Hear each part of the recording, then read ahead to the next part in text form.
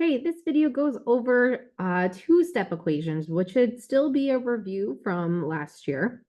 So as a reminder, we are going to first get rid of the constant. That's that plain old boring number that doesn't have a variable attached to it by adding or subtracting. You make the constant 0. Okay, just like we did before in our one-step equations.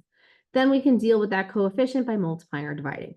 Now, I do want to say that not all two-step equations are technically using this format. Like if you have something like, you don't need to write this down, but if you had like x plus 2 over 4 equals 10, technically that's a two-step equation.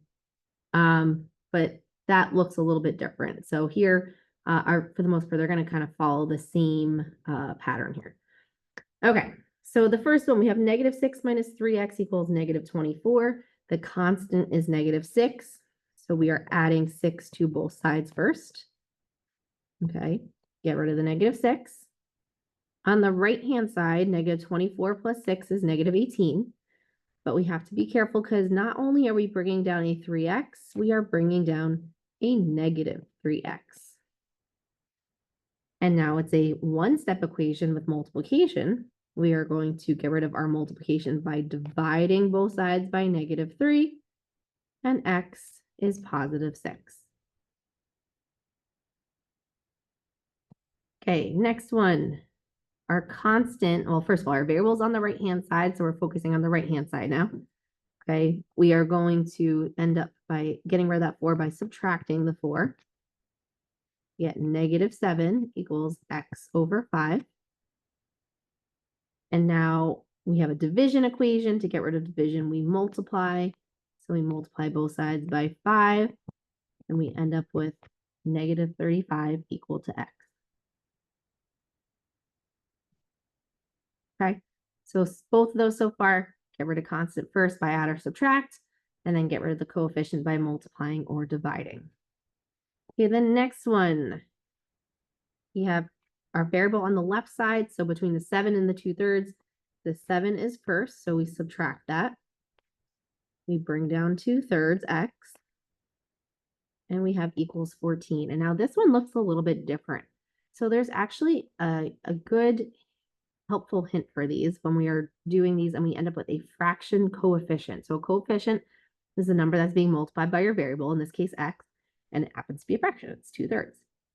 When you have a fraction coefficient, instead of trying to divide by that number, like if in the top one above it, we had negative 3x, we divided by negative 3, okay? We could divide by 2/3, but then we're going to have to do our fraction division rules. So it's actually easier if in the end, or actually right away, instead of in the end, I should say, we do what's called multiply by the reciprocal. The reciprocal of a number is when you take the numerator and denominator and they flip-flop. So the reciprocal of 2/3 is 3/2. And what's nice about that is if you think about the way fraction multiplication works, we always like to cross simplify beforehand. And the 2's reduce and the 3's reduce. And it gets us to our goal of just getting that 1x by itself. And it's so much easier than trying to divide by that fraction. So in this case, we're going to multiply the 2/3 by 3/2 to get rid of it, which means I have to do the same thing on the other side. And in the end, if I want to do a little cross simplifying over here, I could say that this divides by 2 and becomes 1 and 7. And we end up with x equals to 21. So I'm going to jot a little note down here where if you have a fraction coefficient, okay, you're going to multiply by the reciprocal, which is really the flip of the number.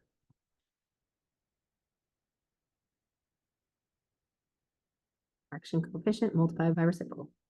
Okay, next one. On the right-hand side, we have 7x minus 8. So we're going to add 8 first. We end up with 10 equal to 7x. And then we get rid of the multiplication by dividing. And in this case, if you actually want to go do 10 divided by 7 in your calculator, you would get a really ugly decimal. Okay, it actually is a repeating decimal, but it might not look it because it's a very long repetition, 6 digits that repeat, which may or may not be easy to see on your calculator. So my recommendation to you, instead of trying to deal with whatever the heck decimal that is, I mean, sometimes it's a nice decimal and you can put the nice decimal down, that's fine. Okay, but instead of trying to deal with whatever decimal that is, the reason I'm asking you guys to rate it with a fraction bar is because boom, there's your answer. So if it doesn't divide nicely, just leave it as a fraction. Our answer here is just going to be 10 sevenths. Okay, if you want to write as a mixed number, you could, but improper is okay. So in this case, we're going to say if the number doesn't divide evenly, especially if it ends up being a really kind of not so nice decimal, okay, we can leave it as a fraction.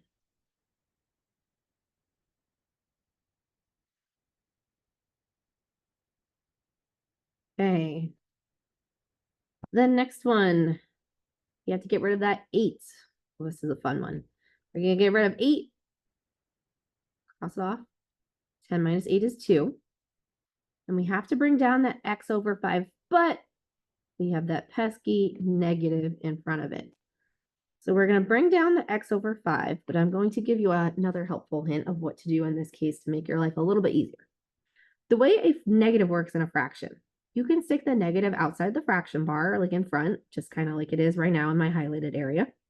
You can technically stick it up in the numerator with the x.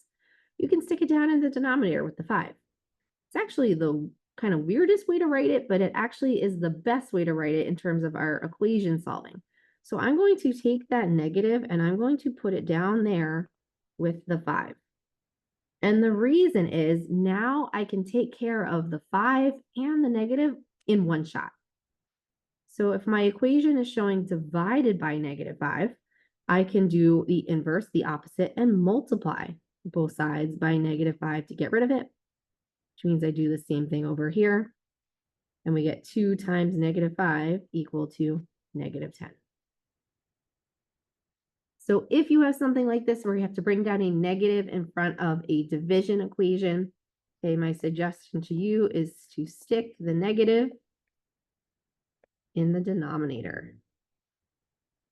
And then when you go to multiply, multiply including that negative sign. Okay, last one. The x is on the left. We have to get rid of that -7. So we're going to add 7 to both sides. Okay, once again, be wary of any signs in front of any variables that you must bring down. So we are bringing down a -x, and that equals a +9.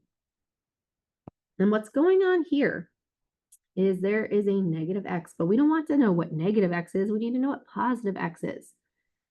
And what's happening is there's really an invisible -1 right there that's being multiplied by our x. So our one extra step here is to say, well, let's get rid of that multiply by -1 by dividing both sides by -1. And we end up with x equal to -9. Okay, there is a shortcut. I'm okay with you skipping that whole divide by -1, but you kind of need to understand where it came from. Okay, but we can say if variable is negative, we're going to change the sign of both sides, not just one side. Okay, and don't just, try to switch it like up here. No, just rewrite your final answer. Don't like get cutesy and try to change in there because your work is probably going to end up wrong and I'm not going to mark it correct. Okay, so just if you have -x equals 9, that's fine. Just right below it, change it to +x and change it to -9. Or show that extra step of putting in that -1 and dividing it out on both sides. Okay, so that's our general rules. Okay, usually taking care of that constant, okay, and then the coefficient, and making sure you're watching out for any of those pesky negative signs as you go.